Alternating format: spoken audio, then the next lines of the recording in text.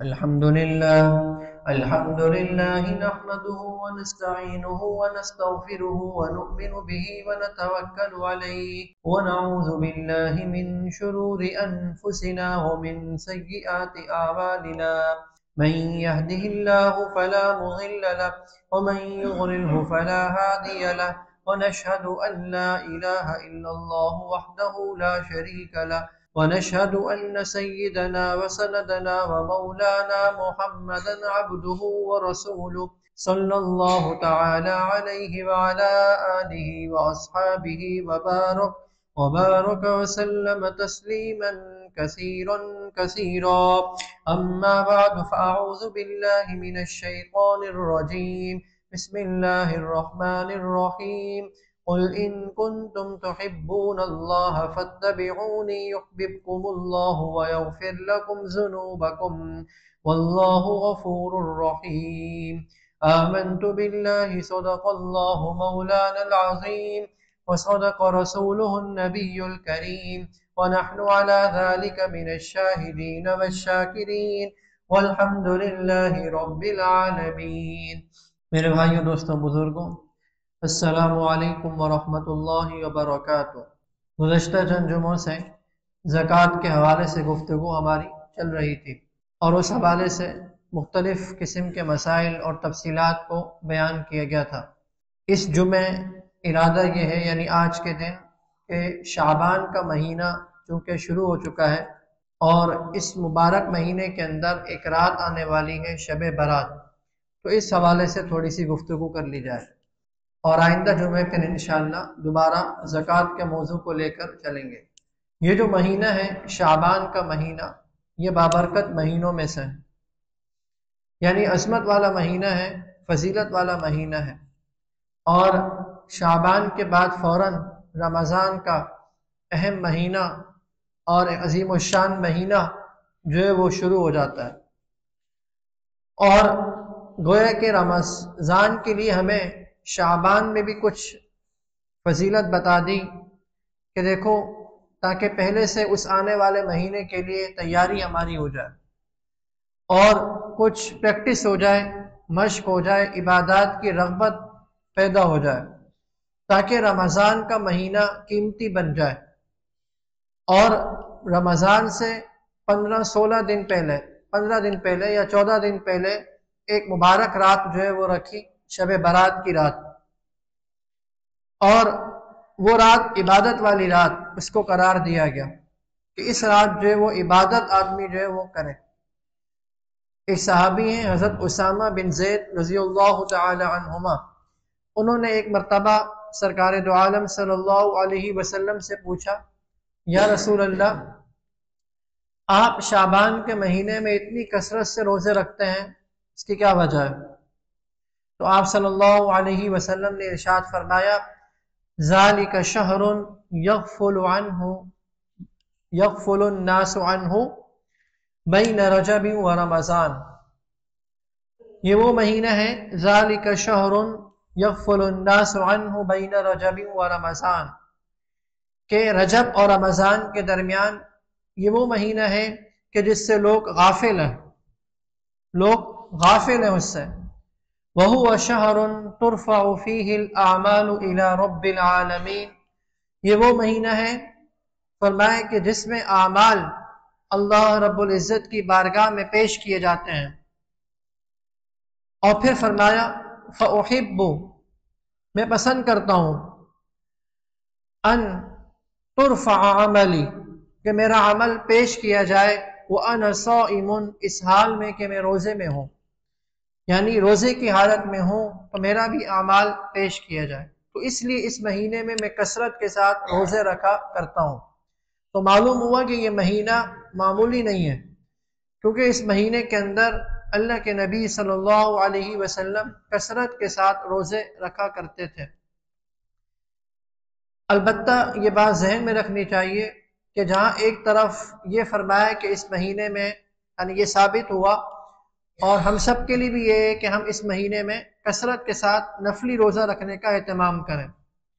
جتنا ہو سکے 1 روزہ رکھ لیں، 2 رکھ لیں، جتنا آدمی کی قوت اور طاقت ہو اس کے برابر نفلی روزوں کا اہتمام کریں۔ لیکن یہ بھی فرمایا کہ یہ مہینہ جب ختم ہو رہا ہو نا شعبان کا، 2-3 دن باقی ہوں رمضان شروع ہونے میں، تو پھر روزہ نہ رکھا جائے، پھر روزہ رکھنے سے منع فرما دیا۔ اس کی مختلف وجوہات بیان کی گئی ہیں۔ ایک وجہ یہ ہے کہ تاکہ ایسا نہ ہو کہ مکس ہو جائیں روزے، یعنی آپ شعبان کے آخر تک روزے رکھ رہے ہیں، رمضان بھی شروع ہو گیا تو کیا ہو جائیں گے، دونوں کے روزے کیا ہو جائیں گے، مکس ہو جائیں گے، مل جائیں گے،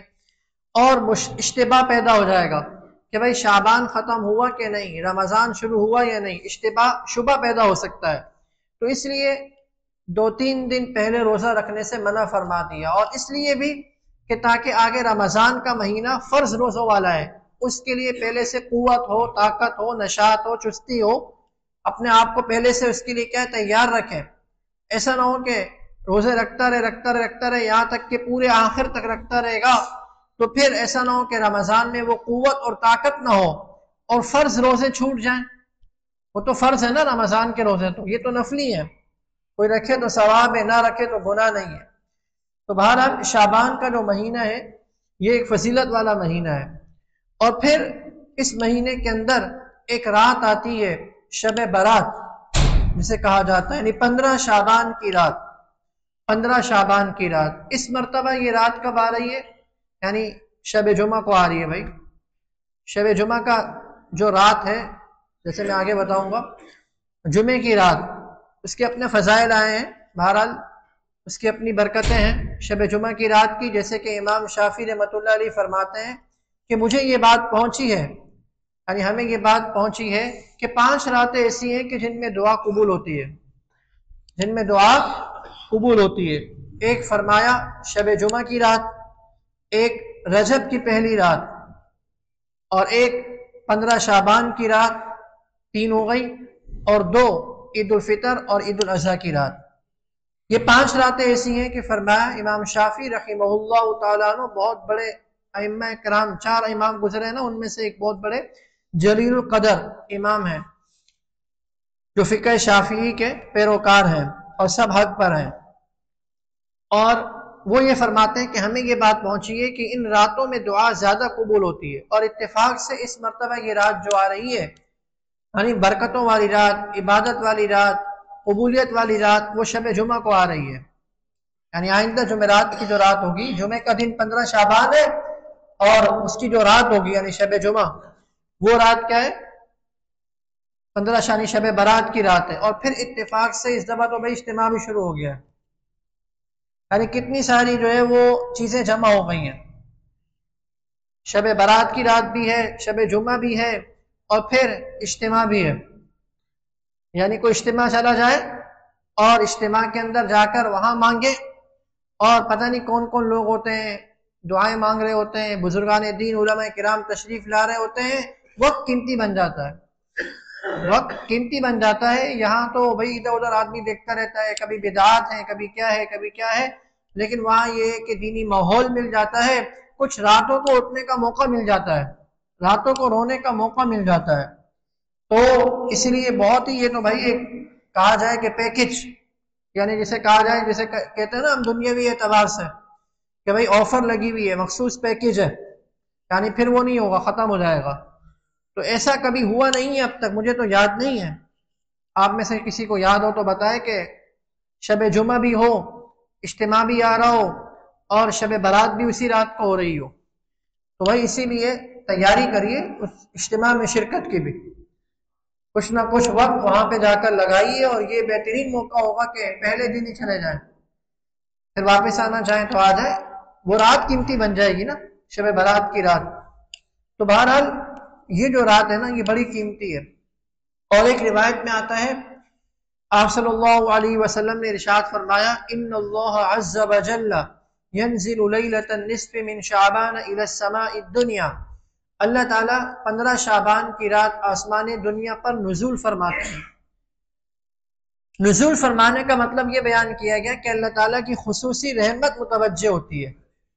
اللہ تعالیٰ کی خصوصی رحمت اپنے بندوں پر کیا ہوتی ہے، متوجہ ہوتی ہے، دعائیں زیادہ قبول ہو رہی ہوتی ہیں۔ اور پھر فرمایا فَيَغْفِرُ لِأَكْثَرَ مِنْ عَدَدِ شَعْرِ غَنَمِ كَلْبٍ، فرمایا کہ جتنا قبیلہ بنو کلب، عرب میں ایک قبیلہ تھا، بکریوں میں بڑا مشہور تھا وہ، بکریوں میں، تو فرمایا کہ قبیلہ بنو کلب کی بکریوں کے بالوں سے بھی زیادہ تعداد میں اللہ رب العزت اس رات لوگوں کی بخشش فرما دیتے ہیں۔ بھائی جانور کے جسم پر بال ہو تو گننا چاہے تو آدمی نہیں گن سکتا،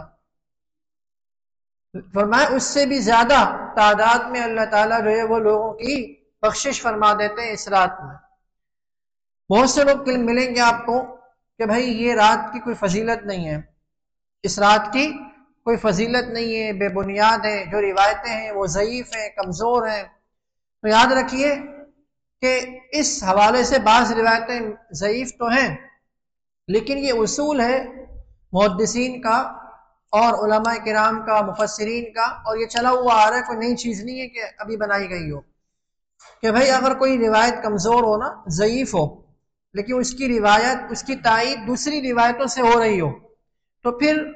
وہ قابل قبول ہو جاتی ہے، اس کی کمزوری دور ہو جاتی ہے۔ یہ جو 15 شعبان کی جو رات کی جو روایتیں ہیں نا، یہ 10 صحابہ کرام سے مری ہیں۔ کتنے؟ ایک نہیں، دو نہیں، تین نہیں، 10 صحابہ کرام وہ روایت کر رہے ہیں، یعنی اس کی فضیلت کو بیان کر رہے ہیں کہ اس رات کی فضیلت یہ ہے، یہ ہے۔ کوئی صحابی کیا بیان کر رہا ہے، کوئی صحابی کیا بیان کر رہا ہے، تو ایک نہیں بلکہ 10 صحابہ کرام سے مروی ہے۔ تو جب 10 صحابہ کرام ایک ہی بات کہہ رہے ہیں اور اس کی فضیلت کو بیان کر رہے ہیں، تو ظاہری بات ہے کہ پھر وہ جو ضعف تھا، وہ جو کمزوری تھی، وہ کیا ہو گئی ہے؟ دور ہو گئی ہے۔ تو اسی وجہ سے اس رات، یہ رات عبادت کی رات ہے، یعنی اس رات کی فضیلت کوئی بے بنیاد نہیں ہے، یاد رکھیے۔ باقی اس رات میں کوئی مخصوص عبادت نہیں ہے، کوئی مخصوص عبادت نہیں ہے جیسے بعض لوگوں نے بنائی بھی ہے نا کہ اس رات مخصوص طریقے سے نماز پڑھی جائے، پہلی رکعت میں فلاں سورت، دوسری میں فلاں سورت، تیسری میں فلاں سورت، اور پھر اس طرح عمل کیا جائے تو پھر دعا قبول ہوتی ہے۔ تو یاد رکھیے یہ تو اپنی طرف سے گھڑی ہوئی بات ہے، بلکہ جتنا جس سے ہو سکے وہ اس رات کو قیمتی بنائے، نوافل پڑھ لے جیسے پڑھتے ہیں نوافل، تلاوت کا دل کر رہا ہے تلاوت کر لے، ذکر اذکار کا دل کر رہا ہے ذکر کرتا رہے، صدقہ خیرات کرنے کا دل کر رہا ہے تو صدقہ اور خیرات کرتا رہے، یعنی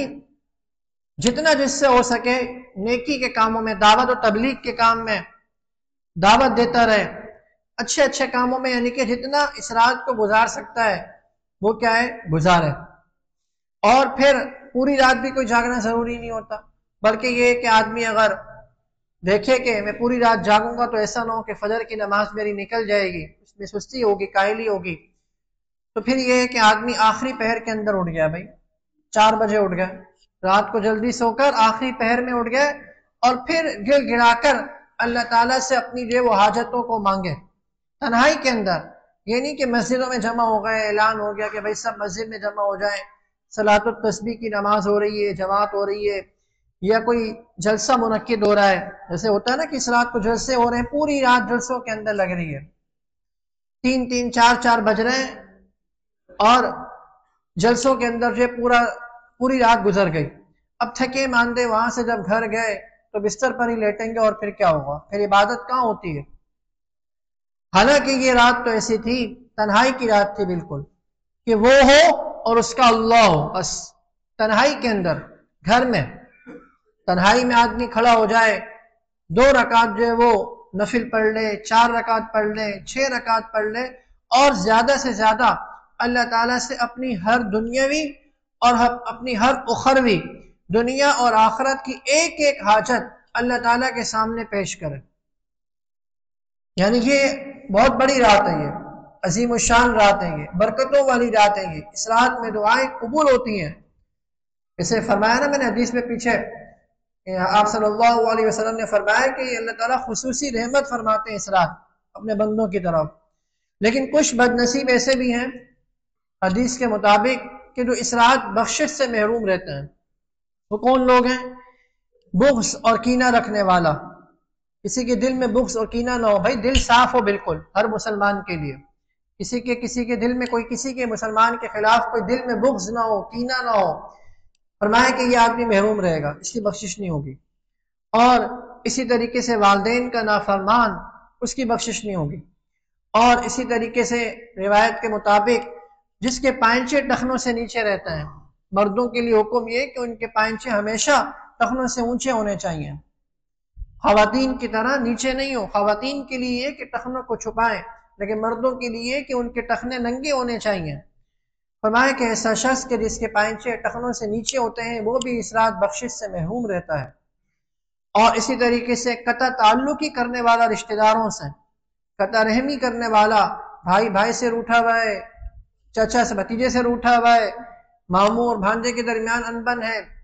بہن اور بھائی کے درمیان کیا لڑائیاں ہیں، تو قطع تعلق کیے ہوئے کئی کئی سال ہوگا قطع تعلق کر کے بیٹھے ہوئے۔ فرمایا کہ قطع تعلق کرنے والا بھی شخص ایسا ہے کہ اس کی اس رات بخشش نہیں ہوگی۔ اسی طریقے سے ایک شخص وہ ہے جو شرک کرنے والا ہو،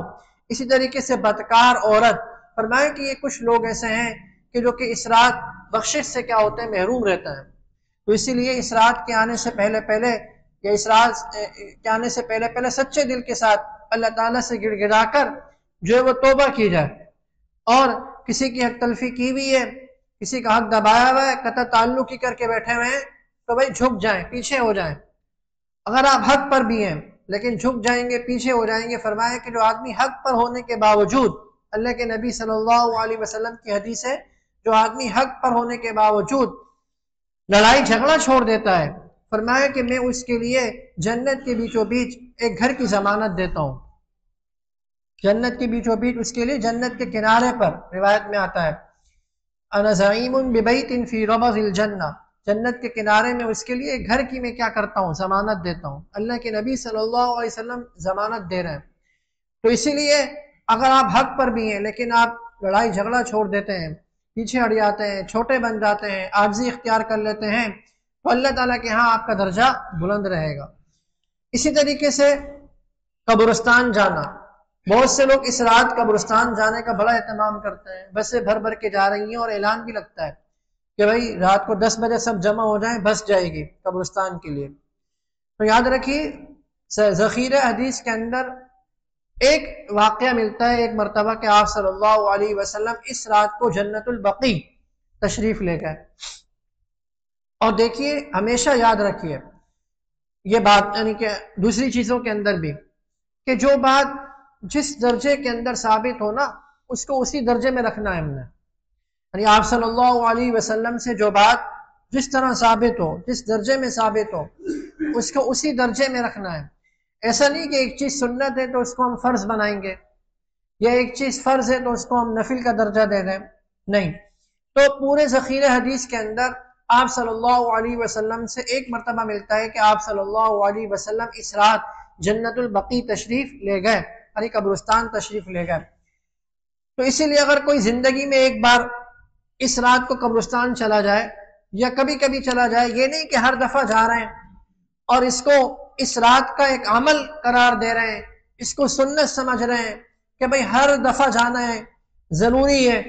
باقاعدہ اعلان کر کے جتھوں کی شکل کے اندر، گروپوں کی شکل میں جا رہے ہیں، نہیں۔ یہ پھر کیا ہو جائے گا، اس میں زیادتی ہو جائے گی۔ دیکھیے آپ صلی اللہ علیہ وسلم بالکل اکیلے گئے تھے، تنہا، روایت میں آتا ہے آپ صلی اللہ علیہ وسلم، پوری لمبی حدیث ہے، اس میں آتا ہے کہ آپ صلی اللہ علیہ وسلم تشریف لے گئے تنہا۔ بعد میں معلوم ہوا غالباً عائشہ رضی اللہ تعالیٰ عنہ کو کہ آپ صلی اللہ علیہ وسلم جو ہے وہاں پہ قبرستان میں تشریف لے گئے ہیں، پھر پوچھا انہوں نے، تو بہرحال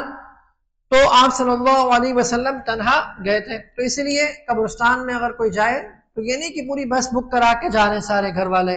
یا سارے رشتہ دار یا سارے محلے گلی والے، نہیں، بلکہ اگر اکیلے جا سکتے ہیں اکیلے جائیں، نہیں جا سکتے اکیلے، یا دو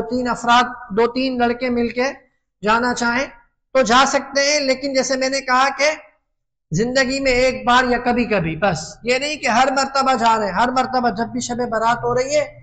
جا رہے ہیں اور یہ سمجھ رہے ہیں کہ جانا ضروری ہے، اور یہ سمجھ رہے ہیں کہ جانا سنت ہے، اس پہ ثواب ملے گا زیادہ، نہیں، بلکہ اس نیت سے جائیں کہ بھائی آپ صلی اللہ علیہ وسلم بھی ایک مرتبہ گئے تھے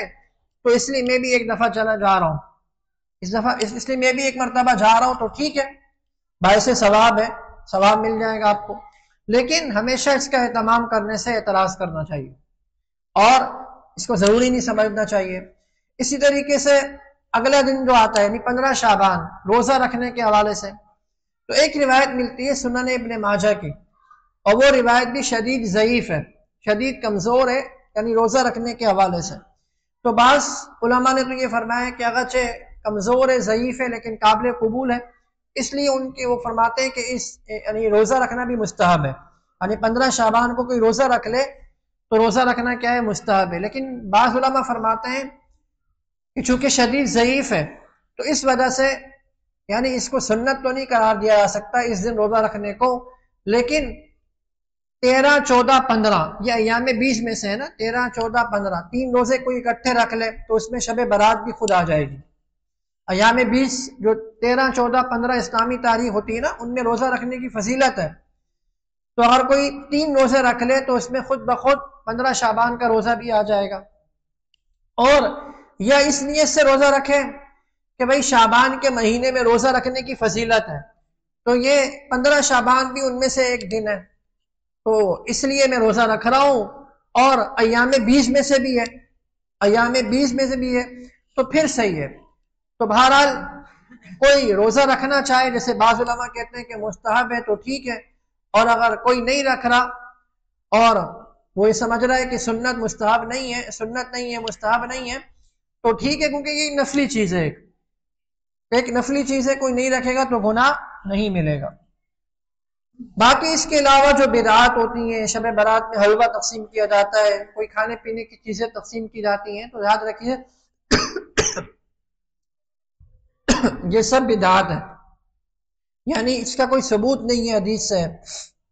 نہ ہی صحابہ کرام رضوان اللہ علیہم اجمعین نے کبھی یہ عمل کیا، بلکہ یہ جو رات ہے یہ عبادت کی رات ہے، عبادت کی، کہ آدمی گھر میں تنہائی میں رہ کر عبادت کرے، یا جیسے میں نے کہا کہ ابھی اجتماع آ رہا ہے تو وہاں چلے جائیں، اور وہاں جا کے یہ کہ رات کو اٹھنے کا موقع بھی مل جائے گا، وہاں راتوں کو تہجد بھی مل جائے گی، تو وہاں چلے جائیں،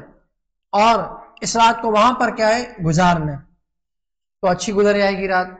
اور اگر بالفرض کوئی پوری رات سوتا رہا اور عبادت نہیں کر سکا، تو حدیث میں آتا ہے کوئی آدمی عشاء کی نماز جماعت سے پڑھ لے اور فجر کی نماز جماعت سے پڑھ لے، تو ایسا ہے گیا اس نے پوری رات عبادت کی، وہ اس نے پوری رات عبادت کی۔ ہاں گناہ نہیں ہونا چاہیے اس رات، اس بات کا اہتمام ہو، کوئی گناہ کی بات نہ ہو، آپ نے عشاء پڑھ لی سو گئے، پھر فجر کی نماز جماعت سے پڑھ لی سو گئے، یعنی پھر اس کے بعد آرام کرنا چاہیں، تو بہرحال عشاء کی نماز کم از کم اتنا تو ہو کہ عشاء کی نماز تکبیر اولیٰ سے ہو جائے ہماری، اور فجر کی نماز بھی جو ہے وہ تکبیر اولیٰ کے ساتھ ہو جائے۔ تو آپ فرمائیں کہ اللہ تعالیٰ کہنے سننے سے زیادہ ہمیں عمل کی توفیق عطا فرمائے، اور یہ جو بابرکت رات آنے والی ہے اس سے ہمیں فائدہ حاصل کرنے کی توفیق عطا فرمائے۔ وآخر دعوانا ان الحمد للہ رب العالمین۔